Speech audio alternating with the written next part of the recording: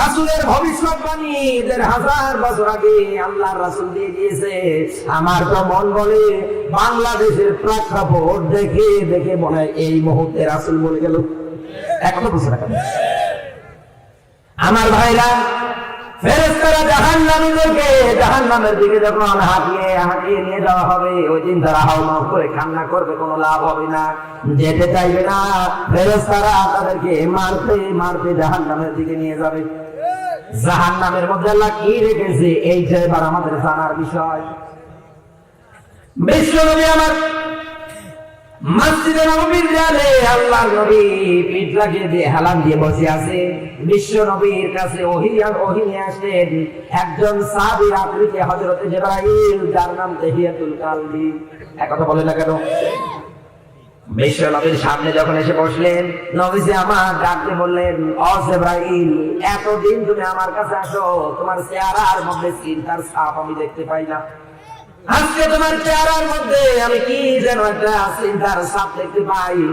নবীজি ডাক দিয়ে বলার পরে জিবরাইল ডাক দিয়ে বলে, ইয়া রাসূলুল্লাহ, এই কারণেই চিন্তা করি, কারণ আমার আল্লাহ জাহান্নামের ব্যাপারে যে বর্ণনাগুলো দিয়েছে, এই ভয়ানক বর্ণনাগুলো শোনার পর পরে অন্তত আমার অন্তরটা একেবারে চিন্তায় চিন্তিত হয়ে গেছে। এ রাসূলুল্লাহ, আপনি জানেন জাহান্নামের মধ্যে আল্লাহ রাব্বুল আলামিন মুসলিম যারা হবে, পাপী বান্দা যারা হবে, তাদের জন্য জাহান্নামের মধ্যে আমার আল্লাহ কি রেডি করে রেখে দিয়েছে। এখন যদি ওয়াজ করতে করতে আমি যদি মনে করেন গলা আমার শুকিয়ে যায়, আমি যদি যারা আছে তাদেরকে যদি বলি আমার একটু পানি দেন তো, এইরকম ফ্রেশ আমার মাম পানি এনে দেবে, এক কথা বলে না কেন? মরণের পরে করে মানুষের ঠিকানা যদি জাহান্নাম হয়ে যায়, ইয়া রাসূলুল্লাহ, ফ্রেশ মাম পানি তো দেবে না, বরং আমার আল্লাহ তাদের জন্য রেডি করে দিয়েছে রক্ত আর পুষ। আজ আপনার স্ত্রীটা কত সুন্দর করে কত রং বেরঙের মশলা তরকারি দিয়ে আপনার জন্য গরুর গোশত রান্না করে দেয়, একবার খেলে দ্বিতীয়বার অন্তত আর খেতে মন চায় না। মরণের পরে যদি জাহান্নাম আপনার জায়গা হয়ে যায়, জাহান্নাম যদি আপনার স্থান হয়ে যায়, ক্ষুধার যন্ত্রণা সহ্য করতে না পেরে রক্ত পুষ আপনার খাওয়া লাগবে। আপনি পানি চাইবেন, ফুটন্ত গরম পানি এনে দেবে ফেরেশতারা, ওইটাই আপনি পিপাসা সহ্য করতে না পেরে অন্তত আপনি ওইটাই যখন মুখের কাছে নিয়ে আসবেন, আপনার মুখের মাংস যা আছে সব গলে পড়ে যাবে।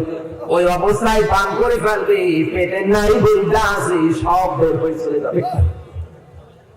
আপনাকে এই জন্য তো আমি কোরআন দিয়ে সতর্ক করতেছি, কারণ পৃথিবীতে আমি আমার কথাগুলো এতক্ষণ যাবত বললাম না, কোনো বানানো কথা বললাম না, আমার বাবার কথা বললাম না, দাদার কথা বললাম না, যা বলেছি সব আমার আল্লাহর কোরআন আর ইতিহাস থেকে।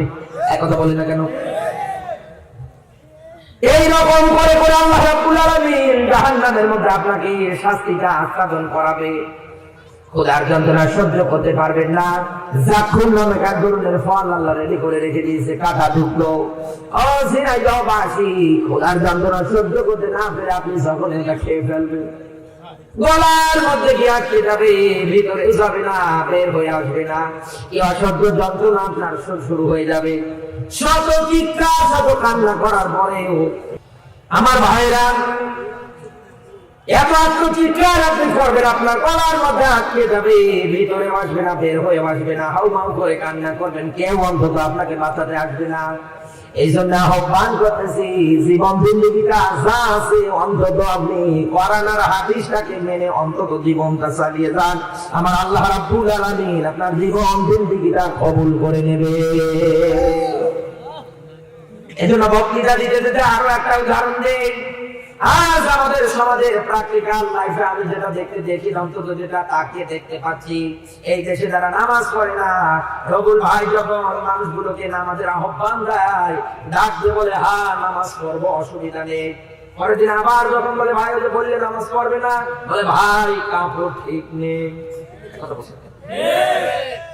পরের দিন 3 দিনের দিন আবার যখন নামাজের জন্য তাগিদ দেয়, ডাক দিয়ে বলে এত ধ্যান ধ্যান করেন কেন, আপনার খবরে আপনি যাবেন, আমার খবরে আমি যাবো, দেখা তোর বাগান ফাটাবে আমার। এক কথা বলে আমার ভাইরা, এই রকম করে একাধারে অন্তত 3 দিন 7 দিন এরকম করে দাওয়াত যখন দেয়া শুরু করে দেয়, ও ঝিনাইদহবাসী অন্তত গ্রহণ করে নিতে চায় না, মানতে চায় না। এই মানুষটাই যখন মারা যায়, আপনি তাকে দেখলেন এই দেশে কিছু হুজুর আছে, ওর জানাজা নিয়ে এমন দোয়া ধরে মনে হয় জান্নাতের কন্ট্রাক্টরি মিস। এক কথা বলে পৃথিবীর ময়দানে কোন মানুষ যদি ইসলাম বাদ দিয়ে কোরআন বাদ দিয়ে তার জীবন জিন্দেগি চালিয়ে যদি মারা যায়, ওর ঠিকানা কোন জায়গায়? আখিরাতের ময়দানে তো আল্লাহ ক্ষতিগ্রস্ত করবে, আর ওর ঠিকানা আমার আল্লাহ দেবে জাহান্নাম। আল্লাহ পাক বলেন ওমাইয়াবতাগি গায়রাল ইসলামি দীনান ফালাই ইউকবালা মিনহু ওয়া ফিল আখিরাতি মিনাল খাসিরিন।